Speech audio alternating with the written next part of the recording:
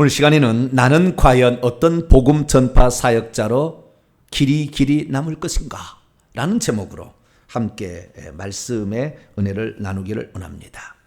오늘도 거룩한 주일을 맞아 주님을 예배로 나온 여러분들을 사랑하고 환영합니다. 또 온라인으로 함께 예배드리는 모든 성도들도 사랑하고 환영합니다. 하나님께서 우리를 사랑하셔서 주일날 가족처럼 다시 이렇게 얼굴을 대면하여 보게 하시니 너무나 기쁘고 감사합니다. 저도 이렇게 성도들을 보면은 자리가 비어 있으면 언제 오시나 이렇게 항상 생각이 드는데 하나님 얼마나 기다리실까 그런 생각이 들어요. 우리는 하나님을 만나는 모습으로 할렐루야. 그때는 말하지 않아도 다 알게 될 거예요. 하나님이 계시는 거. 네, 지금은 우리가 눈에 보이지는 않지만 그 하나님 우리와 함께 하시니 그 말씀을 통해 우리의 교훈하시는 성령의 음성으로 하나님의 온전한 사람이 될 수 있기를 간절히 바랍니다. 저는 지난주에 하나님께서 베드로를 비롯한 12사도가 살아 있었음에도 불구하고 왜 하나님께서는 사도 바울을 불러내셔야 했는가? 라는 그 주제로 말씀을 드렸습니다. 지난 5째 주부터 지금 부르심에 관한 설교를 하고 있는데요. 그 부르심에 관한 설교가 오늘 이제 마지막 시간입니다. 그래서 하나님의 그 부르심에는 뜻과 목적이 있다라는 것이죠. 베드로는 자신이 가진 한계에 스스로 갇혀 있어서 하나님이 다음 단계로 넘어갈 수 있도록 계시와 모든 천사를 보내서 그 일을 주장했지만 스스로 혈통적 한계, 지역적 한계를 잘 벗어나지를 못했습니다. 물론 그릇을 하나님께서 할례자의 사도로 삼았기 때문에 그렇겠죠. 그런데 이 바울은 달랐죠. 이방인에게 복음을 전하는 것을 기쁘게 감당했던 것이죠. 유대인이었는데. 물론 디아스포라 헬라파 유대인이었지만 그런데 그는 그걸 기뻐하셨죠. 그래서 하나님께서는 그를 더 많은 계시를 주어서 더 많은 것을 알게 그렇게 한 것입니다. 그래서 오늘도 주님께서 우리에게 보여주시고 깨우쳐 주시고 알게 해주신 것이 있다고 한다면 여러분 그것들을 기꺼이 포용하고 수용하고 적극 활용해서 더 큰 고지로 더 큰 수준으로 더 큰 신분의 소유자로 올라갈 수 있는 저와 여러분 되시기를 축원합니다. 이러한 하나님의 계시의 그 말씀은 계시의 말씀만 진전이 있는 것이 아니고 우리의 생각도 마찬가지고 우리의 믿음의 분량도 마찬가지고 우리의 사역의 분량도 점차 올라갈 수가 있습니다.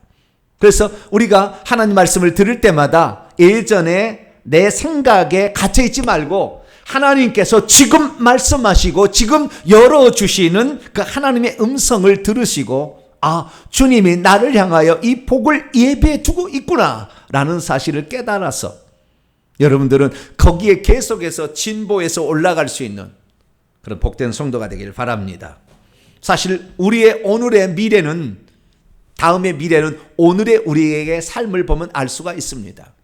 우리가 장차 어떠한 사람이 되어 있을까 우리 궁금하죠? 성경에는 기록된 사람들을 보게 되면 그들이 어떻게 살았을 때에 어떻게 되어진다는 것이 결론적으로 기록이 되어 있습니다. 그렇기 때문에 내가 지금 어떻게 살아가고 있느냐를 잘 살펴보시면 우리의 미래는 어떻게 결정되어 있는 거예요 지금. 오늘 본문에도 사도 바울의 동역자로서 9명의 사람들이 등장하는데 이 사람들의 미래가 각기 다 달라요. 미래가 달라요. 그런데 그들이 어떻게 살았느냐에 따라서 그것이 결정되고 있다는 것을 오늘 말해주고 있는 것입니다. 자, 여러분은 과연 어떤 사람이 되어야 하는 것일까요? 사람은 누구나 한 번쯤은 잘할 수 있어요. 그러나 끝까지 잘한다는 것은 쉽지 않습니다. 하나님은 변함없이 주님을 사랑하는 자 좋아하신다 하잖아요. 우리는 하나님 앞에서 우리의 마음이 요동치지 말고 주님에 대한 올곧은 마음이 깊어지고 넓어져서 우리 주님의 흡족한 사람이 될 수 있도록 날마다 노력하시기를 간절히 바랍니다. 자, 그러면 사람의 미래는 어떻게 결정될까요?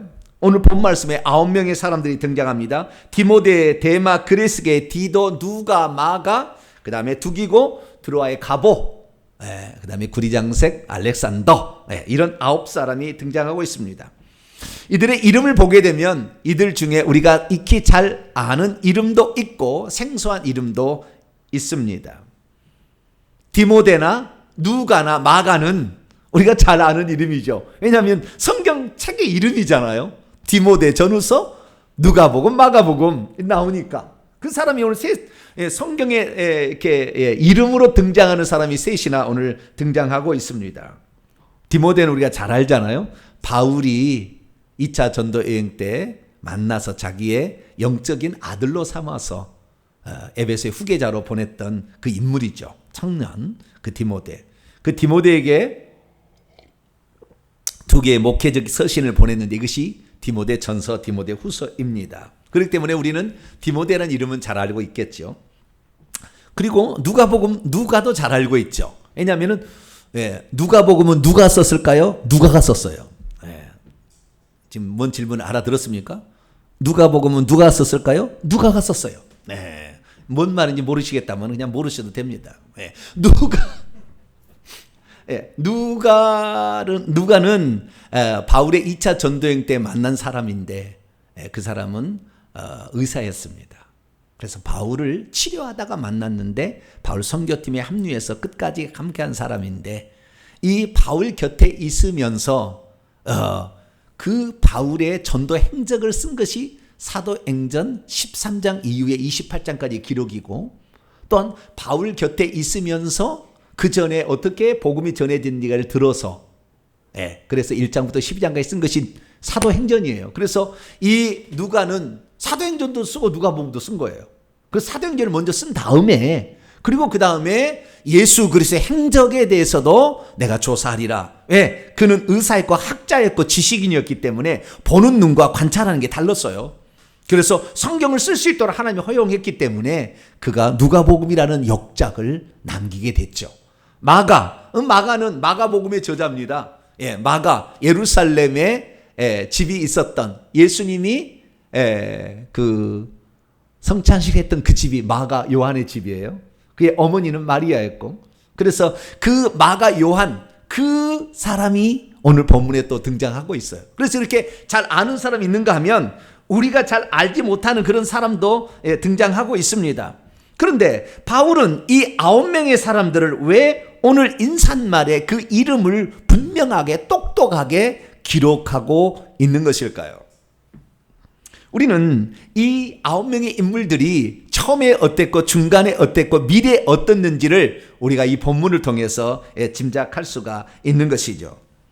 바울의 복음 전파에 있어서 바울은 혼자 하지 아니하고 동역자들과 함께 그 일을 했는데 그때에 복음을 전파했던 그들이 어떻게 바울과 관계를 맺고 복음 사역에 종사했는지를 바울이 마지막으로 기록을 해놓고 있는 것이죠. 그래서 우리들도 장차 어떻게 될 것인가 이 9명의 행적을 잘 추적하게 되면 우리들도 장차 어떤 모습으로 미래에 설 것인가가 딱 답이 나오는 거예요. 그래서 혹시 내가 지금 어떤 상태에 있는지를 이 말씀을 통해서 잘 살펴보므로 내 미래가 어떻게 될 것인가를 잘 주면서 잘못된 것은 바꾸시고 올바른 길을 붙잡아서 여러분이 주님 앞에 서는 날 잘했다 칭찬 들을 수 있는 복된 성도가 되길 간절히 바랍니다. 자, 그러면 오늘 본문 말씀은 어떤 말씀입니까? 바울의 복음 전파 사역에 있어서 바울 곁에 있었던 동역자들이 각기 미래의 길이 달랐다라는 것을 기록하고 있습니다. 바울의 동역자들은 대체 어떤 사람들이었을까요? 그들은 대체 바울을 어떻게 도왔으며 또 어떻게 해서 바울 곁을 떠나게 되었던 것일까요? 오늘 본문에 등장하는 이 9명의 사람들은 몇 가지 부류로 나눌 수가 있는데요. 어떤 사람은 끝까지 바울 사역에 동참해서 완성의 그 일까지 갔던 사람도 있고 어떤 사람은 중간에 떠났다가 다시 돌아온 사람도 있고 또는 참여했다가 마지막에 가서 떠나간 사람도 있습니다. 뿐만 아니라 바울을 처음 만났는데 이 바울을 볼 때 하나님께서 쓰시는 종이라는 사실을 알게 되고, 비록 자기가 직업이 있어서 함께 참여하지는 못하지만, 지근 거리가 아니면 멀리 떨어져 있지만 그 바울을 위하여 물질과 기도로 끝까지 헌신한 사람도 있고, 또 어떤 사람은 이 바울의 훈련을 받고 지교의 파송을 받아서 거기에서 수고한 사람도 있고, 어떤 사람은 바울이 목회하는 그 교회에서 계속해서 바울이 말이 무엇이 어떻고 그 말꼬리를 잡고 그를 괴롭혔던 그런 사람도 있다고 바울이 기록을 하고 있습니다. 그러면 저와 여러분은 바울처럼 오늘 천국 복음을 전파하는 이 사역을 맡았는데 과연 어떤 사람들도 여러분들은 참여하고 있습니까? 오늘 나의 위치를 한번 이 사람들을 통해 점검해 보심으로 여러분들 하나하나가 다시 오늘로 부르심에 대한 새로운 각오와 결단이 있어지는 복된 시간이 될 수 있기를 바랍니다. 자, 우리는 세계 선교의 거장이자 가장 뛰어난 복음 전파자로서 바울을 만나게 되는데요. 오늘 그 바울이 복음을 전파하는데 그 마지막 그 순간을 기록을 하고 있습니다. 바울은 AD 68년경에 네로 황제에 의해서 목이 잘려서 순교했다고 알려져 있습니다. 이 편지는 67년경 가을 무렵에, 그러니까 최종적인 마지막의 유언적인 편지예요. 자기가 바울의 전도여행은 총 5차 전도여행으로 추정이 됩니다. 1, 2, 3차 전도여행은 사도행전에 나와 있고, 그리고 예루살렘에서 로마에 갔던 것까지 사도행전 28장이 끝나는데, 로마에 간 것을 4차 여행이라고 한다고 한다면 로마에 있다가 1차 감옥에 수감되어 있다가 풀어줬어요. 그래서 그 감옥에서 나온 시기가 있는데요. 그가 예루살렘에 체포된 시기가 AD 58년이고, 그가 가이사라로 유대 땅 그 해안지 가이사라에서 2년간 체류했다가 로마에 가서 61년에서 63년 2년 동안 감옥에 갇히게 됩니다. 그때 1차 투옥이라고 일컬어지는데, 이때는 셋집에 거하면서 감옥에 투옥되는 게 아니라 가택연금 상태로 재판을 받기 위해서 준비하고 있었죠. 그래서 그때는 비교적 사람들과의 만남이 자유로웠고, 그 다음에 제자들을 키우는 데 자유로웠습니다. 그리고 1차 재판을 받고 우선 석방이 됐는데요. 그래서 AD 63년에서 66년까지 약 3, 4년 동안 스페인이라는 서바나로 가서 복음을 증거하게 됩니다. 그래서 서바나를 가서 복음을 일루리론까지 복음을 증거하고 돌아오게 되면서 그때 여러 편지를 보내게 되는데, 뭐 골로새서랄지 디모데 전후서랄지 또는 빌레몬서랄지 디도서 이런 편지들을 쓰게 되죠. 그래서 이 바울이 그가 AD 67년경에 다시 2차 감옥에 갇히게 되는데, 이때는 몸이 자유롭지 못했어요. 갇혀 있다고 딱 나옵니다. 아예 붙들려 있다고, 갇혀 있다고. 왜 그러냐면 AD 66년경에 로마의 그 5대 황제죠. 그 네로 황제가 로마에 불을 질러요. 왜냐하면 새 도시를 만든다고, 신도시를 만든다고. 그러다가 비난이 자기에게 쏟아지자 기독교인들이 그렇게 불을 질렀다고 거짓으로 이렇게 모함을 해가지고 기독교인들을 다 잡아 죽이는 상황이라, 다시 재판을 받기 위해서 바울이 들어갈 때는 기독교인이었기 때문에 아주 차디찬 땅바닥에 이렇게 굴을 뚫는 데를 들여보낸 거예요. 그래서 만날 수도 없고 사람을 잘 만나기도 어렵고 이런 곳의 찬성 속에 이 바울이 들어있었어요. 그래서 바울은 그때 너무나 아무도 만날 수도 없고 차디찬 그 바닥에 있을 때 이미 이제는 죽음이 자기에게 가까웠다는 사실을 알고, 오늘 본 말씀 9절에 너는 어서 속히 내게로 오라. 이때 바울이 그 5차 전도여행 하면서 또 이 아시아에 갈 때 되서는 그때 디모데를 에베소에 떨어뜨려놔서 에베소에 목회자로 세워놨거든요. 근데 죽을 날이 가까우니까 디모데가 보고 싶은 거예요. 아들 같은 자. 그래서 오라고 하는데 얼마나 춥든지 오늘 본 말씀 13절에 보게 되면 너는 드로아에 가서 올 때 드로아에 들러가지고 가보의 집에 맞거든 외투를 들고 와라. 내가 춥다. 21절에 보면은 겨울 전에 오라. 이 겨울을 내가 과연 날 수 있을는지 나이가 들었잖아요. 은퇴할 나이가 된 거죠. 그래서 내가 과연 이 겨울을 잘 날 수 있는지 걱정이 된다.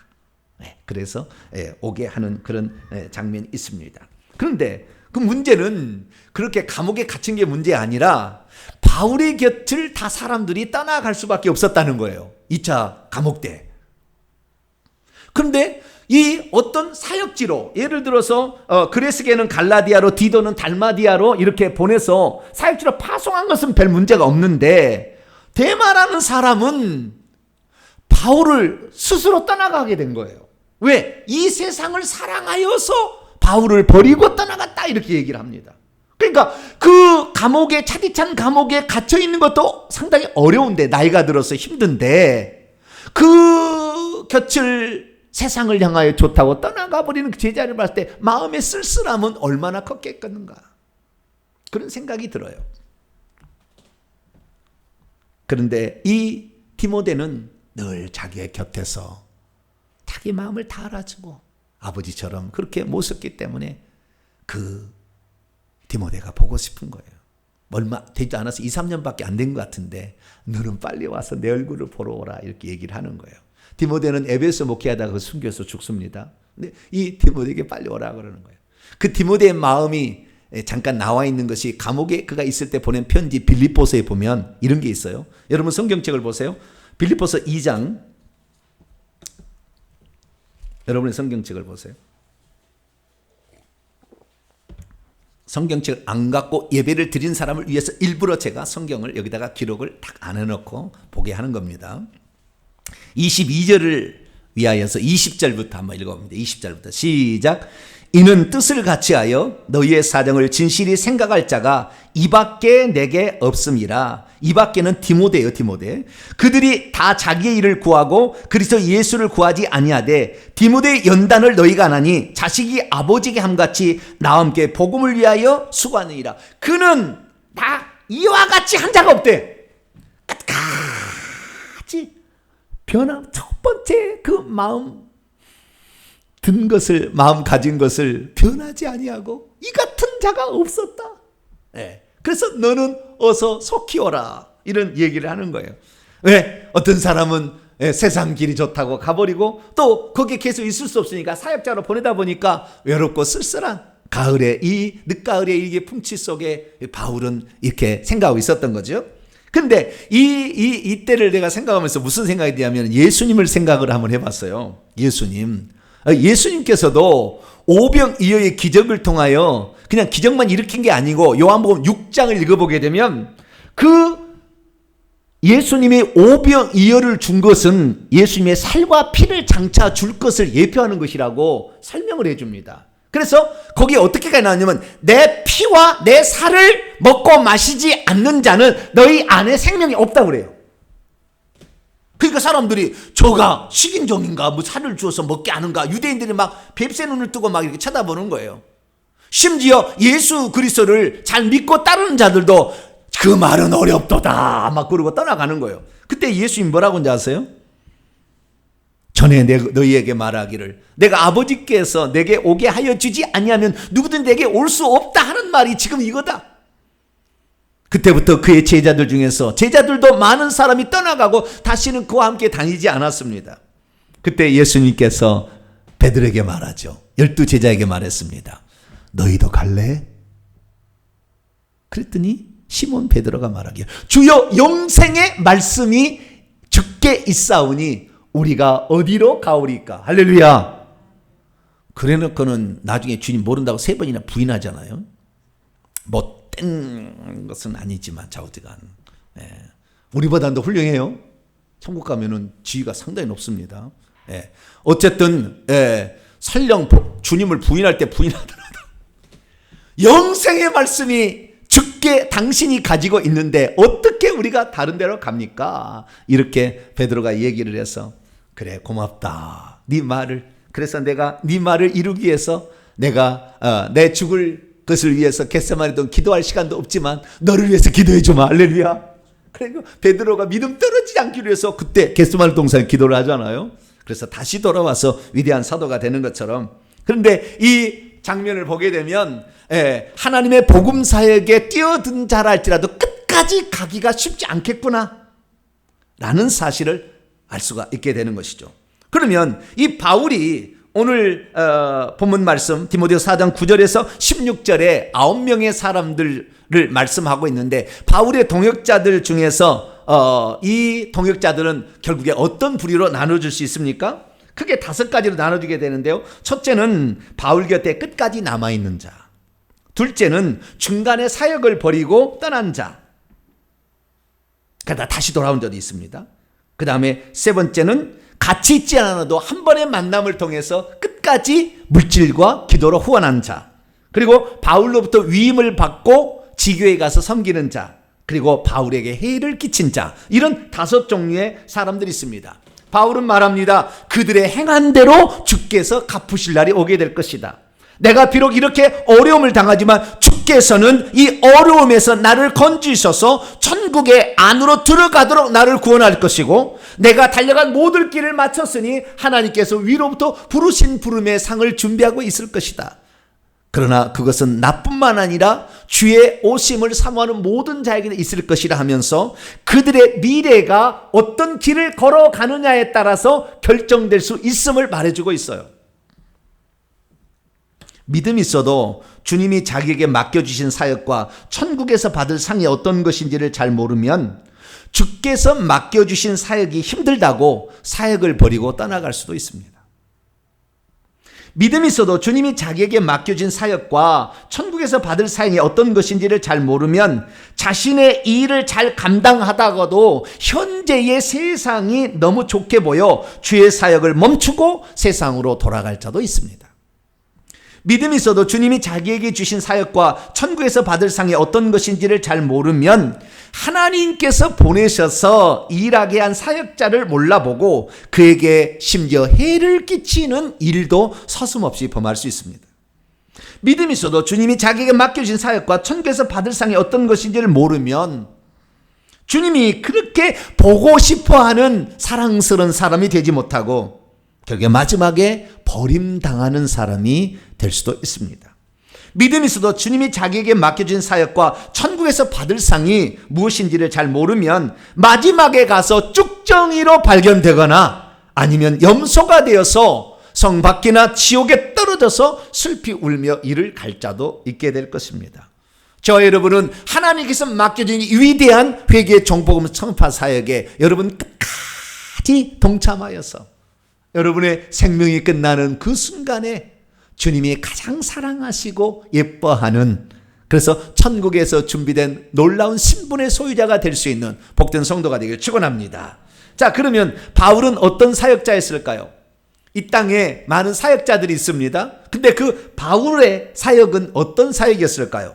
바울은 옥중에서 쓴 마지막에 가서 쓴 이 에베소서라는 성경책을 통하여서 편지를 통하여 뭘 얘기하고 있냐면은 교회의 지도자는 4종류나 5종류의 지도자가 있다는 거예요.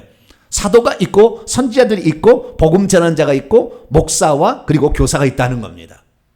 교회는 이렇게 인도자의 직분이 4가지 5가지가 있다는 거예요. 그런데 여기에 보니까 바울은 안디옥 교회에서 복음을 전하라고 파송했잖아요. 그게 복음 전하는 자라고요. 그런데 바울은 복음 전하는 자만 있는 게 아니라 교회의 지도자들 중에는 사도란 직책을 가진 자도 있고 선지자라는 직책을 가진 자도 있고 복음 전하는 자뿐만 아니라 지교회에 소속되어 있어서 그 양떼들을 돌보는 목사, 이 목자라는 뜻이 원문에 보면은 포이멘, 목자, 셰퍼드예요. 목자가 있고 교사가 있다 이렇게 얘기하고 있습니다. 이 5가지 직분을 나눠서 보면은 목자나 교사는 지교회에 소속되어서 그 개교에 소속돼서 그게 양육하는 사람이라 한다면 사도, 선지자, 복음 전하는 자는 지교회에 소속되지 아니하고 전 세계를 돌아다니며 복음을 전하고 교회를 세우는 직분을 일컫는 거예요. 그러면 바울은 어떤 직책을 소유했을까요? 바울은 디모데 전서와 디모데 후서에서 자기가 어떤 직책을 소유했음을 밝히고 있는데요. 디모데 2장 7절을 보면 나는 복음 전하는 자다. 캐릭스, 나는 복음 전하는 자다. 그 다음에 나는 사도다. 아포스톨로스. 사도란 말은 예수님께서 복음을 전하라고 파송한 자, 아포스텔로, 파송하다, 보내다라는 뜻인데요. 아포스톨로스란 말은 주님으로부터 파송을 받은 자란 뜻이에요. 그리고 뿐만 아니라 디다스칼로스, 티처가 있는데요. 스승 교사가 있다는 거예요. 말씀을 제대로 풀어서 설명해 줄 수 있는. 그래서 이 세 가지 직책을 가지고 있었다. 여기 없는 것은 선제라는 직책이잖아요. 디모데후서 1장 11절도 이 앞에 있는 세 가지 직책을 다 가지고 있다고 얘기해요. 그런데 이 바울은 이 세 가지 직책만 가지고 있는 게 아니라 안디옥 교회에 있을 때 어떤 직책을 가지고 있냐면 선지자고 교사였어요. 그리고 안디옥 교회나 고린도 교회나 그 다음에 에베소 교회에서는 상당 동안 거기에서 유하면서 성도를 양육하기도 했어요. 이게 목사의 직도 수행을 한 겁니다. 그러니까 바울은 한마디로 오중직을 다 수행했던 사람이에요. 그 자체가 큰 거예요. 그렇기 때문에 이 바울의 사역을 보게 되면 안디옥 교회에서만 어떤 일을 한 게 아니라고. 처음에는 안디옥 교회에서 1차 전도행을 보내줬어요. 근데 2차 전도행의 중간쯤에 빌립보에서 더 이상의 지원을 못 해줍니다. 그때부터는 안디옥 교회에서 파송을 받지 않아도 자기가 세워서 그때 만난 사람들로부터 지원을 받게 되는데 빌립보에서는 자주장사 루디아를 만나서 루디아가 선교 자금을 지원해줘요. 그리고 빌립보를 지나 베레아 그 다음에 데살로니가 지나가지고 나중에 고린도 오게 되면 고린도에 있을 때는 브리스길라 아굴라라는 천막 만드는 그 부부를 만나는데 그 부부가 또 일평생에 지원을 해줘요. 그리고 그 교회들마다 필요한 편지를 써보내요. 그러니까 일정한 어떤 개교의 지도자가 아니었다는 거예요. 그 그릇이 자체가 크다는 거예요. 당신은 개교의 목사이면서 왜 남들까지 책임지냐고. 그렇게 말할 수는 없어요. 하나님이 그렇게 세웠기 때문에 그런 일을 감당했다는 거예요. 그래서 이 바울에게는 이 안디옥 교회만 동역자가 있었던 것이 아니고 돌아다니면서 만난 사람들을 자신의 동역자로 삼았고 또한 거기에 사람을 심어서 거기에서 장로나 또는 목회자 일을 감당하기로 하고 훈련을 시켜서 보내서 뿐만 아니라 거기에서 만난 사람들의 기도와 물질의 후원을 받아서 다른 데 또 전도하게 되는 그러한 일을 감당하는 사람이 되었다는 거죠. 그래서 그가 전도하면서 만난 사람들을 그룹으로 딱 쥐게 되면 크게 두 그룹으로 나누게 됩니다. 하나는 목회자의 그룹이고 하나는 평신도의 그룹이에요. 목회자의 그룹이라는 것은 목양까지 할 수 있도록 그를 훈련시킨 사람들인데 에베소 교회는 디모데를 파송을 했습니다. 남겨두었어요. 고린도 교회 여기는 처음에는 디도가 하다가 그 다음에 그레데 교회 달마디아 교회에서 이 목회자적 소양을 가지고 그 일을 했어요. 여기는 나오지 않지만 골로새에서 보면 에바브라라는 사람을 훈련시켜서 골로새 교회 목회자로 파송합니다. 뿐만 아니라 준 목회자적인 삶을 산 사람도 있는데 우리가 말하는 누가, 마가, 데마, 그 다음에 아리스다고 이런 사람들은 준 목회자적인 일을 감당해서 바울 옆에서 부목사처럼 이렇게 일을 할 수가 있었던 것이죠. 뿐만 아니라 평신도 그룹이 있어요. 아까 얘기하신 루디아 자주장사, 브리스길라 아굴라 같은 경우는 평신도 그룹으로서 바울의 선교를 지원한 사람도 있습니다.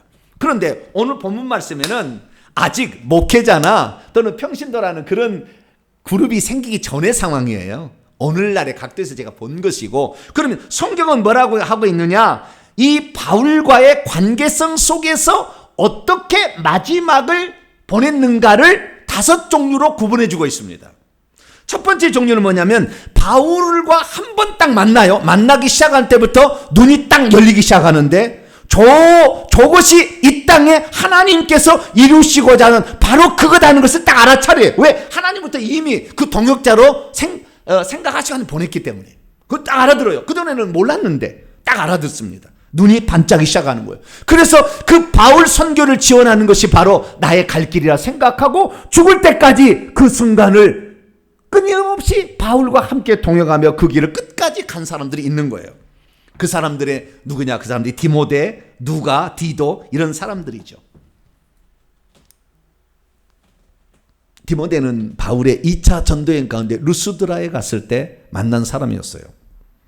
그의 외할머니 로이스, 어머니 유니게의 유대인의 자녀로 태어났지만 아버지가 헬라인이었기 때문에 할례를 받지 않고 있었어요.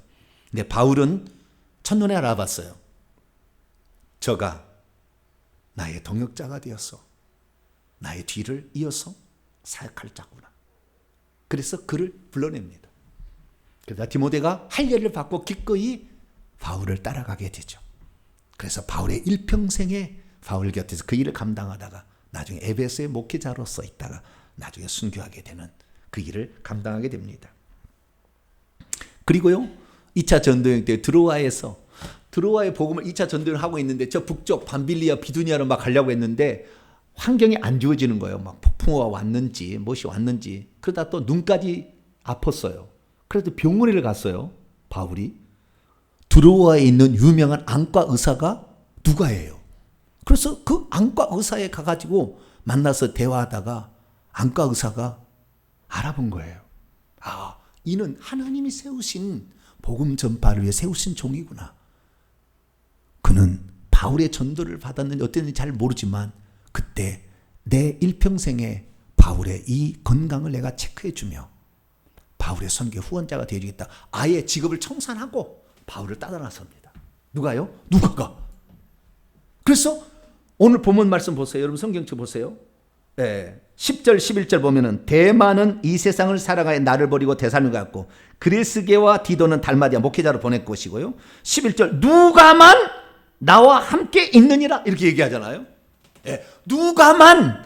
디모데는 왔다 갔다 심부름됐지만 누가는 한 번도 떨어진 적이 없어. 그러니까 바울에게 드로아에서 한 번 만난 다음부터 죽는 그 순간까지 단 한 번도 떨어지지 않은 자가 의사 누가였어요. 나의 그 우수를, 물론 아픈 자 안지를 이렇게 앓는 자를 위해서 쓰려고 돈 벌려고 준 거지만 그는 그 의사의 직분이 선교를 위해서 나에게 이게 줬구나라는 걸 그 깨달은 거예요. 다 그렇게 깨닫지는 않아요. 깨닫지 않은데 그는 그것을 자신의 사명으로 딱 알아든 거예요. 누가는 천국의 유명한 자예요. 그 일을 했기 때문에. 그래서 끝까지 함께한 첫 번째 부류가 사람 있더라는 겁니다. 두 번째 부류는 뭐냐? 처음에 그 바울 선교팀에 합류했다가 떠나버린 사람이 있어. 떠나버린 사람이 두 종류가 있는데 첫 번째 부류는 떠났다가 회개하고 다시 돌아온 사람이 있고 그 다음에 아예 떠나서 세상길로 가버린 사람이 있어요. 두 종류가 있는 거예요. 첫 번째 부류는 마가 요한입니다. 자, 마가 요한을 보게 되는데요. 그 마가 요한은 오늘 여러분 성경책 보시면 11절에 누가만 나와 함께 있느니라 내가 올 때 마가를 데리고 오라 그가 나에 의해 유익하니라 이렇게 얘기해요. 근데 여러분 마가가 어떤 놈이었습니까? 응? 여러분 잘 모르시죠? 사도행전 15장 나중에 집에 가서 읽어보세요. 바울이 1차 전도여행을 떠날 때 안디옥 교회에서 바나바와 바울을 선교사로 보냅니다. 그래서 가는데 마가 요한을 바나바가 데리고 가고 싶은 거예요. 훈련을 시키고 싶은 거예요. 왜냐하면 마가는 바나바의 조카예요. 마가의 친삼촌이에요. 바나바가. 그러니까 데려가고 싶어요. 그래서 데려갔어요. 그런데 이 마가는 예루살렘의 부잣집 아들이에요. 고생을 별로 안 해봤어요. 그런데 이 배 타고 막 힘들지, 풍토병에 막 시달리, 잠은 제대로 못 자지, 막 그러니까 밤빌리아 버가에 갔을 때 힘들다고 그냥 팍 가버렸어요. 그런데 바울은 아무 말 안 했어요. 아무 말 안 했어요. 그리고 1차 전쟁을 잘 마치고 이제 2차 전쟁을 떠나려고 그래요. 바나바가 말합니다. 바울이요, 지난번에 우리 조카 마가가 철이 없어서, 성경에 안 나와요 그런 말이. 철이 없어서 어렵다고 떠났는데 내가 잘 타일렀습니다. 이제는 잘할 거예요. 그러니까 데리고 갑시다. 우리가 누군가는 이 일을 또 이어받아야 되는데 젊은 사람도 필요하잖아요. 데려갑시다. 그랬더니 바울 안 돼! 그런 거예요. 뭐라고요? 안 돼. 아니 애들 장난하는 것도 아니고 성경엔 안 나와요 그 말이. 성경엔 안 나와요. 그런 말 안 나와요. 느낌은 그렇습니다. 느낌이. 애들 장난하는 것도 아니고 힘들다고 안 하고 뭐 기쁘다고 하고 뭐 고난이 있다고 뭐 하고 이런 사람들은 성경에 적합하지 않아요. 그랬더니 아니 그래도 사람을 키워야지. 한 번 실수했다고 뭐 영혼은 실수한 것도 아니고 이들이 그랬는데 좀 봐줍시다. 성경에 보니까 둘이 엄청 싸워버렸대. 바나바 바울이 피차 싸워서 갈라져 버렸어요. 그래가지고 바나바는 마가를 데리고 구브로는 그 바나바의 고향입니다. 그쪽으로 가고, 그리고 이 바울은 실라라는 사람을 택하여가지고 그때 예루살렘에 어떤 사람인데 그 사람 데리고 가가지고 수리아를 거쳐서 적극적으로 이렇게 그 전도를 하고 떠나는 장면이 나옵니다. 그래서 이 마가 이런 사람이요, 떠나가 버렸어요. 처음에 하다가 떠나버렸던 사람이에요. 그래서 함께 안 했던 사람이에요. 바울의 마음에 저것은 안 돼, 이런 생각을 했던 사람이에요. 그런데 또 한 사람이 등장하는데 대마라는 사람이 등장합니다. 10절 보니까 대마는 이 세상을 사랑하여 나를 버리고 데살로니로 갔다. 데살로니는 아마 그의 고향이라고 추정을 하는데, 어쨌든 대마는 이 세상이 아니고 원문을 보면은 나우의 지금의, 그 다음에 아이온입니다. 올드가 아니에요. 코스모스가 아니죠. 그래서 이 세대, 이 세상 풍조를 좋아해서 그것을 사랑한다. 아가파워예요. 필레오도 아니요.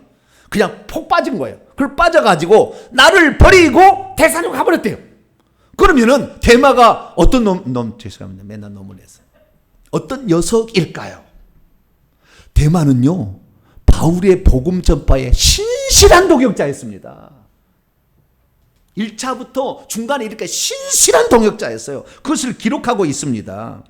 빌레몬서하고 골로새서는 다 옥중 서신으로 분리되는데, 그때 로마에 있을 때 이 편지를 쓸 때 빌레몬에게 개인적 서신을 보낼 때 그리스도 예수 안에서 나의 동역자 마가 아리스다고, 대마 에바브로는 골로새 교회 사역자고, 대마가 나의 신실한 동역자라고 바울이 얘기했어요. 골로새 그 옥중 서신 하나 골로새도 보내는 거 보면은 사랑받는 의사 대마가 너에게 인사한다. 대마가 지금 나의 고통 가운데 함께 있다. 고난 가운데 함께 있다. 이렇게 얘기했다는 거예요. 그렇게 바울과 더불어서 이 일평생을 헌신할 것처럼 그렇게 했는데 어느 순간에 세상이 좋아서 세상 길로 떠나가 버렸다.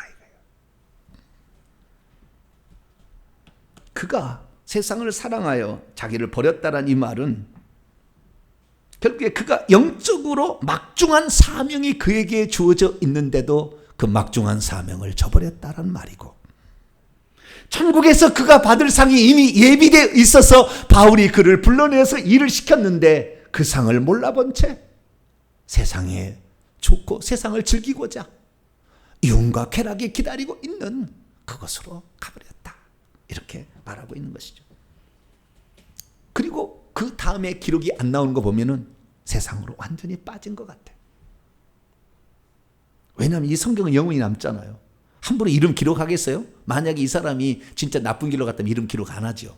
좋은 사람만 이름을 기록하겠죠. 근데 마가 요한이 달라졌어요. 바나바하고 삼촌하고 구브로로 전도를 갔다가 다시 돌아왔는데, 나중에 베드로가 로마로 갑니다. 예루살렘 교회가 점차 이제 없어져 가서 로마로 가는데, 그때 베드로를 찾아가요, 마가가. 그래서 베드로의 첫 번째 실패했잖아요. 바울을 이렇게 하려다가 실패했잖아요. 그래서 이 친구도 마음을 단단히 가졌어요. 할렐루야. 내가 이제는 어떠한 어려움 있어도 함께 하겠다 하고 베드로를 찾아간 거예요. 그럼 베드로가 얼마나 그를 기뻐했냐면요,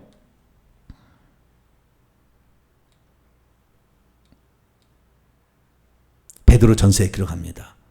택하심을 함께 받은 바벨론에 있는 모든 교회, 로마에 있는 교회입니다. 너희에게 문안하고 내 아들 마가도 그리었다. 내 아들과 같다. 얼마나 겸손하고 얼마나 충성을 했는지 내 아들 마가와 같다. 그래서 마가가 베드로 곁에서 모든 이야기를 듣고 설교 말씀을 듣고 그대로 복음서를 쓴 것이 최초의 복음서가 된 거예요. 그러니까 마가복음은 베드로 복음이에요. 베드로가 쓴 거라고 보시면 돼요. 베드로는 글자를 잘 못 쓰니까.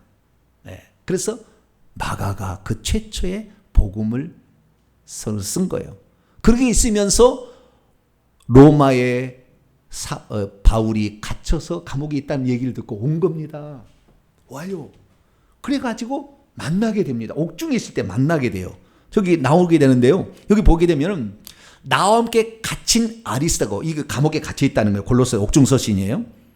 바나바의 생질 마가와 이 마가에 대해 너희가 명을 그가 이르거든 영접을. 이 마가가 지금 내가 갇혀 있을 때 왔다는 겁니다, 나에게. 그리고 빌레모스도 옥중서신인데요. 1장 24절에 보면 나의 동역자 마가가 되었다는 거예요. 어느 순간에. 아마 추정컨대 내가 그때 어려서 너무 몰랐으니 바울님 내가 잘못했습니다. 나를 용서하여. 영화를 찍어요. 주여. 네, 영화를 내가 찍습니다. 그러지 않았을까? 내가 그때는 너를 철이 없어서 그랬는데 이제는 어떤 일이든 맡기든지 내게 맡겨주셔. 그래서 어떤 일을 맡겼을 때 충성되이 그게 감당하니까 이제 나의 동역자다. 오늘 본문 말씀에 너가 올 때 마가라는 사람이 거기에 있으니까 그리 오게 되면 마가를 데리고 오라. 그는 이제 나의 사역에 있어서 유익한 존재가 되었다. 할렐루야. 그래, 혹시 우리가 이 땅에 살다가 주의 복음의 사역을 들었으나 이것을 나 힘들어 여기를 안 갈래. 그리고 갔다가도 다시 회개하고 돌아와서 주 앞에 충성한다면 하나님께서 그는 나에게 유익하다 그렇게 말할 수 있는 그런 사람이 될 수 있기를 축원합니다. 그러지 그 고통 감당하다가 결국에 버리고 가는 대마 같은 자 되지 말기를 간절히 바랍니다. 뿐만 아니라 바울의 선교에서는 간단합니다만은 그 세 번째 부류로는 바울을 딱 만났는데 알아보고 비록 같이 가지는 못하지만 직업이 있어서 뒤에서 밀어주고 기도로 밀어주고 물질로 밀어주는 브리스길라 아굴라 루디아 같은 사람도 있었다. 근데 그 브리스길라 아굴라가 얼마나 바울을 헌신했는지 바울이 로마서를 보낼 때 편지 속에 이렇게 넣어요. 너희는 로마 교회 성도여 그리스도 예수 안에서 나의 동역자들인 브리스길라 아굴라에게 인사를 거기에 있으니까 해라. 그들은 내 목숨을 위하여 자기의 목이라도 목까지도 내놓은 자인데 이방인들도 그를 알아준다. 내 비록 거리상 떨어져 있어서 다 지원하지는 못하지만 당신을 위해서 내가 기도로 물질로 헌신하겠습니다. 이런 부류도 있었다는 거잖아요. 뿐만 아니라 네 번째 부류로는 바울로부터 훈련을 받아서 그래서 개교회로 파송돼서 그 일한 사람들 디도는 그런 사람이죠. 그레스게 두기고도 다 이런 사람이고 에바브라 그런 사람들이죠. 빌레몬이나. 그럼 마지막으로 이게 참 안 좋은 건데요. 바울에 속한 교회의 성도였으나 바울이 하는 말을 사사건건 간섭해가지고 이것이 2단이니 3단이 잘못됐다니 하느니 그렇게 괴롭혔던 사람도 있었어요. 바울을. 오늘 본 말씀 14절 15절 말씀 보면 구리 세공업자 알렉산더가 나오는데요. 알렉산더 이름이 많았나 봐요. 그러니까 구리 세공업을 했던 그 알렉산더예요. 그 알렉산더가 내게 해를 많이 입혔음에 주께서는 그가 행한 대로 그에게 갚으실 것이다. 너도 그를 경계하라. 그는 말로써 우리를 계속해서 대적했다. 사사건건 붙잡고 이렇게 얘기를 했나 봐요. 디모데 전서 1장 19절 20절 보면은 이 믿음에 파선한 착한 양심을 버리고 믿음에 파선한 자로 알렉산더가 등장하고 있어요.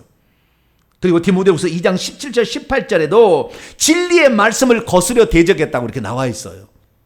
그러니까 하나님의 말씀, 진리의 말씀을 증거하면 하나님께서 새로운 계시를 통하여 새로운 세계를 향해 달려가게 될 때 왜 과거의 교리를 안 붙잡고 새로운 걸 하느냐고 계속 이렇게 붙잡았던 자예요. 사도 바울이 뭐라고 한줄 아세요? 그는 사단에게 내줄 수밖에 없다.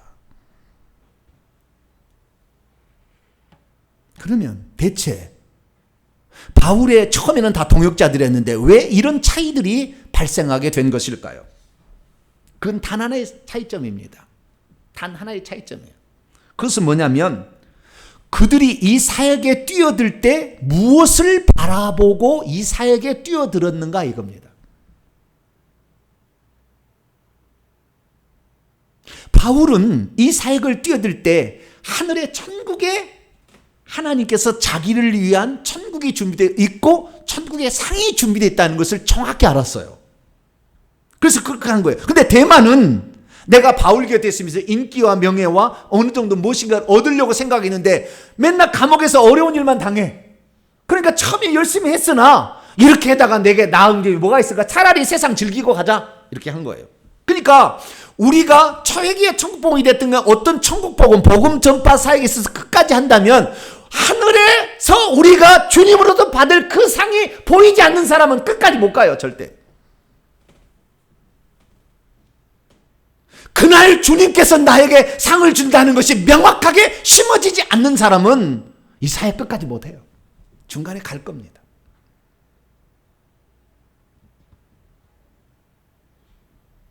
어떠한 어려움이 있어도 그 어려움을 이겨낼 때 하늘에서 나를 위해서 하나님이 준비하는 그 영원히 누리게 될 나의 천국집, 그리고 보좌 앞에 섰을 때 주 앞에 더 가까이 가서 예배드릴 수 있는 그 자리, 주님 저 사모하고 갑니다.